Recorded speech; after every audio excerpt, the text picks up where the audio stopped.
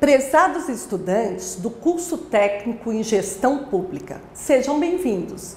Sou a professora Thelma Valentina. Estudaremos juntos a disciplina de Ética e Cidadania. A ética tem sido um dos temas mais trabalhados nos últimos tempos, pois a corrupção, o descaso social e os constantes escândalos políticos e sociais expostos diariamente na mídia suscitam, então, que a sociedade exige o resgate de valores morais em todas as suas instâncias, sejam elas políticas, científicas, econômicas.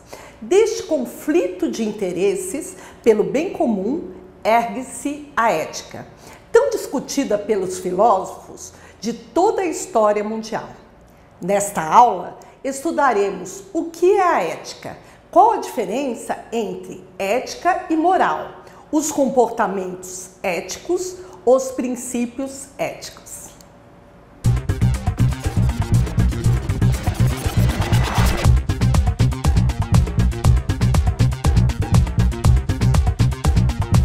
Conceitua-se ética como sendo o estudo dos juízos, de julgamentos referentes à conduta humana, do ponto de vista do bem e do mal. É um conjunto de normas e princípios que norteiam a boa conduta do ser humano. É a ciência da conduta humana, perante o ser e os seus semelhantes. É a análise de uma forma específica do comportamento humano, envolvendo estudos de aprovação ou desaprovação da ação dos homens. Ela ilumina a consciência humana, sustenta e dirige as ações do homem, norteando a conduta individual e social. Ética é basicamente uma questão de estudo dos valores, porque diz respeito aos valores em que o humano do ser, em linguagem fenomenológica, se sobrepõe ao ser humano. Como interpretar os valores éticos? Segundo o filósofo Maximiano, a interpretação de valores éticos pode ser absoluta ou relativa. Interpretar a ética como absoluta baseia-se na premissa de que as normas de conduta são válidas em todas as situações. Parte-se do princípio de que determinadas condutas são intrinsecamente erradas ou certas. Qualquer que seja a situação, devem ser apresentadas e difundidas como tal. Vejamos um exemplo. Podemos pensar nos bancos suíços. Eles construíram uma reputação de confiabilidade, com base na preservação do sigilo sobre as suas contas secretas. Porém, percebeu-se algum tempo depois que muitas dessas contas pertenciam a traficantes de drogas, políticos corruptos, ditadores e nazistas. Que o dinheiro ali depositado era fruto de roubos ou atividades ilícitas.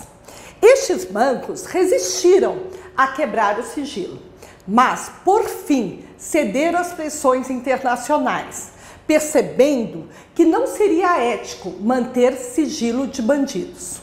Por outro lado, interpretar a ética como relativa é considerar que as normas dependem da situação.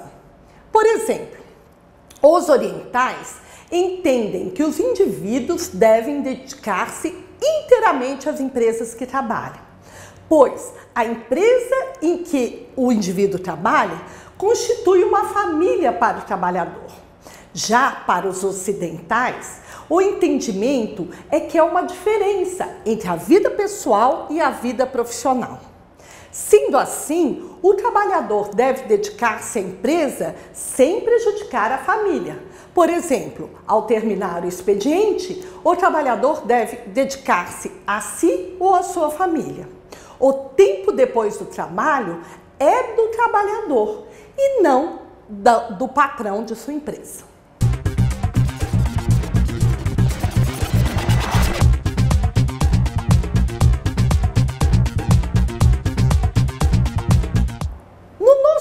dia, não fazemos distinção entre ética e moral.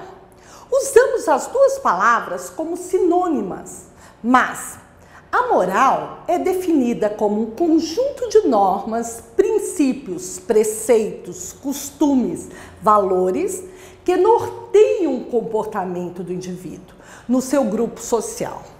A moral é normativa. Moral é conjunto de normas para agir, ou agir específico ou concreto. Moral é histórica, precisamente porque é o modo do homem comportar-se. Já a ética é definida como a teoria do conhecimento ou a ciência do comportamento moral, que busca explicar, compreender, justificar e criticar a moral ou as morais de uma sociedade. Não se pode falar de ética sem falar de moral, pois ambas estão interligadas na vida do ser humano.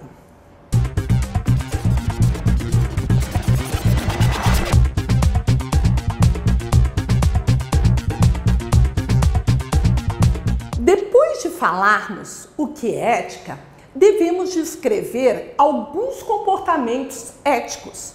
Por exemplo, a compaixão, relacionada com a ajuda ao próximo. Outro comportamento, a não maledicência, que trata de evitar a imposição de sofrimento ao próximo. Em contrapartida, a beneficência, que procura prevenir e combater o sofrimento do próximo, promover a felicidade do próximo, a da nossa família e dos amigos. Outro valor é a imparcialidade, que é o tratar as pessoas da forma como merecem ser tratadas, tendo direitos iguais, até que, por mérito ou por necessidades, justifiquem tratamento especial. Temos ainda a coragem para se opor à injustiça, mesmo que em prejuízo próprio. O respeito à autonomia individual, não manipular ou induzir o pensamento das pessoas, mesmo que para o próprio bem delas. A honestidade, não enganar as pessoas. A mentira é um vício. Acostume-se com a ideia de que as pessoas merecem saber a verdade. Não fazer promessas que não pretende ou que sabe que dificilmente conseguirá cumprir. A integridade, que é cumprir com as obrigações, mesmo que a despeito da inconveniência pessoal.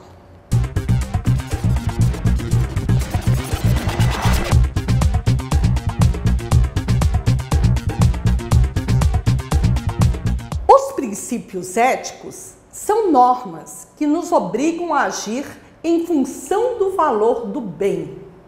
É a ação que tem como objetivo final dar sentido à vida humana. Um princípio ético é um valor objetivo que deve ser considerada em todas as suas dimensões, no indivíduo, no grupo ou na classe social, no povo ou na própria humanidade. Porém, onde devemos buscar os princípios ou conceitos éticos? Segundo o pensador Joaquim Moreira, os conceitos éticos são extraídos da experiência e do conhecimento da humanidade. Porém, temos pelo menos 5 teorias a respeito da formação dos conceitos éticos.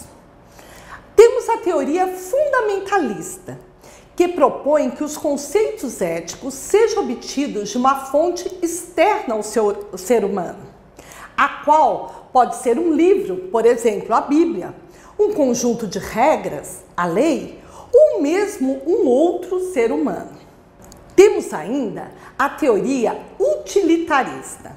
Sustenta-se nas ideias de Jeremy Bentham ou John Stuart Mill, para os quais o conceito ético deve ser elaborado no critério do maior bem para a sociedade como um todo.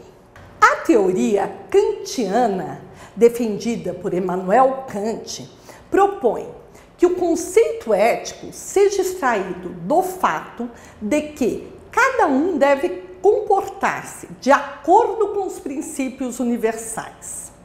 A teoria contratualista, baseada nas ideias de John Locke e Jean-Jacques Rousseau, parte do pressuposto de que o ser humano assumiu com seus semelhantes a obrigação de comportar-se de acordo com as regras morais, para poder conviver em sociedade. Os conceitos éticos seriam extraídos, portanto, das regras morais que conduzem à perpetuação da sociedade, da paz e da harmonia do grupo social. Por fim, a teoria relativista, segundo a qual cada pessoa deveria decidir sobre o que é ou não ético, com base nas suas próprias convicções e na sua própria concepção sobre o bem e o mal. Assim sendo, o que é ético para um pode não ser para o outro. Tendo visto estes conceitos sobre ética, é importante ouvir a filósofa Marilena Chauí, que diz: para que haja uma conduta ética, é preciso que exista o agente consciente, isso é, aquele que conheça a diferença entre o bem e o mal, o certo e o errado, e a partir daí permita a virtude e proíba o vício.